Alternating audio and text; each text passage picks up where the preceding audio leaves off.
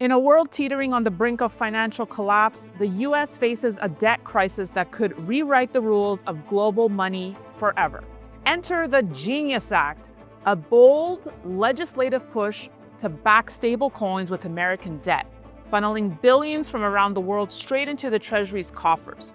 But is this salvation or a sophisticated sleight of hand designed to devalue currencies, seize assets, and tighten technocratic control?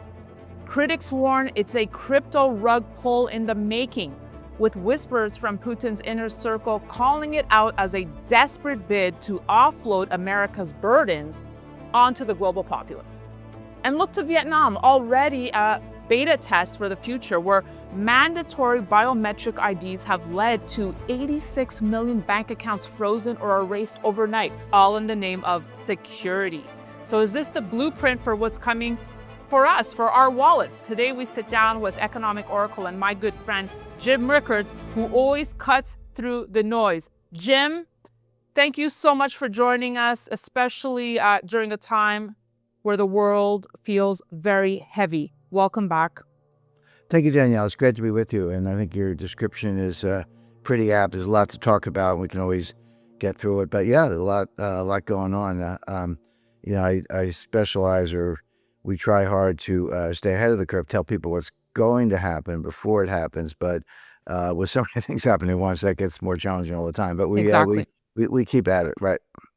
Well, let's break down this Genius Act, because it's not, the Genius Act is not new news. It was out this summer, but it's back in the spotlight with the recent remarks by Putin's advisors, his explosive claims of a U.S. debt rug pull, and of course, the tragic assassination of free speech advocate Charlie Kirk, raising fears of financial and digital overreach. Is this warranted, Jim? It's a very big deal, and there's immense danger in it. But it's not the danger that Putin is talking about. In other words, there is a narrative around it. Well, there are two narratives around this. They're both wrong, and I'll explain why. So the first narrative is, coming from the White House, also Howard Lutnick, who's a big backer of Tether, which is one of the biggest, I think, stable coin. So what the Genius Act does, it facilitates the sponsorship and issuance of stable coins. Maybe we should take a minute just to explain what a stable coin is. It's a cryptocurrency, but so-called. Query whether it's a real currency, but it's a cryptocurrency. But what a stablecoin purports is that you give the sponsor $1, they give you a token or a cryptocurrency, whatever it might be, and they pledge to maintain that value. It's always going to be worth $1. So you can take your stablecoin, do whatever you want in the crypto world, but if you choose to cash it out for dollars, you get your $1 back. So put $1 in, get a one stablecoin, one token. When, as and if you want to redeem it, you redeem it and you get your $1 back. So that's the value. The biggest one is Tether, but there are a bunch of them out there. The Trump family are sponsoring new cryptocurrencies. New stable coins. I want to be specific about stable coins. Others are doing them. I mean, candidly, Daniel, I get 2 or 3, offering documents per week for, invest in this new, not just investing in the coin, but investing in the sponsor for the coin, the companies that are doing it.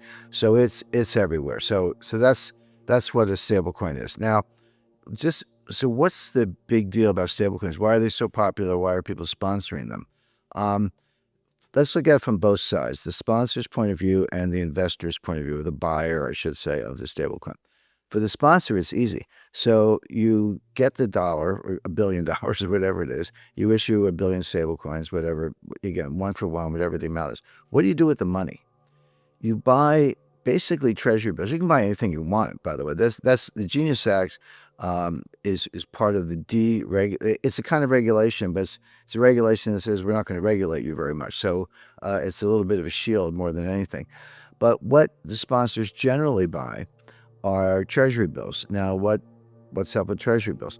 Very liquid, very large market, not very volatile, easy to sell, and if your customer wants his or her money back, you sell some treasury bills, boom, here's your money. It kind of works very well. But here's the difference. The stablecoin gets zero. You're paying no interest on the stablecoin, but the sponsor keeps the money on the treasury bills. Treasury bills yield, around 3%. It's not 20%, but if you're and there's unlimited leverage. You can issue as many stablecoins as you want off a very small or even zero capital base. So if I'm the sponsor, I take your money, I pay you nothing, I buy treasury bills, and I keep all the money. Pretty good business model. I mean, what's not unlimited leverage, pure profit, no return to the investor, and very low operating costs. You need you need a server network, and you need some computer coding, but not much more than that, and infinitely scalable. So it's just free money for the sponsor. So you can understand why sponsors want to jump into this. They pay the customer nothing, and they keep all the money. Pretty good deal. So that's from the sponsor's point of view.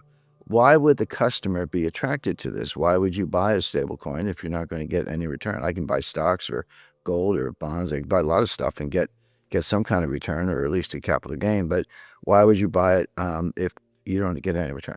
The answer is that the stable coin itself is the token that you use in crypto world. The vast majority of all the Bitcoin purchased are purchased with Tether. So in other words, people buy Tether. It's like, okay, you don't have any return. Okay, because it's always worth $1. There's no yield, but it's always worth $1. So you take the Tether and buy Bitcoin or Ripple or any other cryptocurrency you want, Solana. I mean, there's thousands of them. So stable coins, Tether in particular, are the currency of the realm in the crypto world, and they're used to buy other cryptocurrencies. And of course, if you buy Bitcoin and it goes up, you make money on the Bitcoin. So people don't care if they don't get a yield on the stable coin itself, because they get out of them pretty quickly to buy other cryptos. And of course, the sponsor, as I mentioned, is making all the money. So it works for the customer because it's currency in crypto world, and it works for the sponsor because they keep all the money.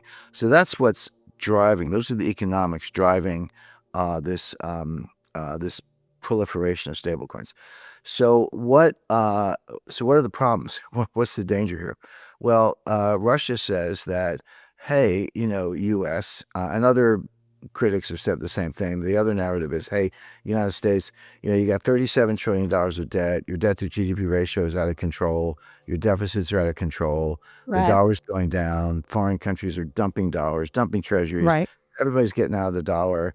And you've found a new way to prop up the Treasury securities market by allowing the Genius Act, allowing these stable coins.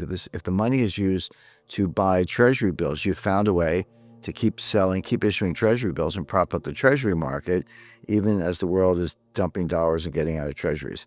And then someday you'll devalue the stable coins, or confiscate them, or shut them down, and basically get away with murder in terms of issuing government debt. So that's the Russian critique.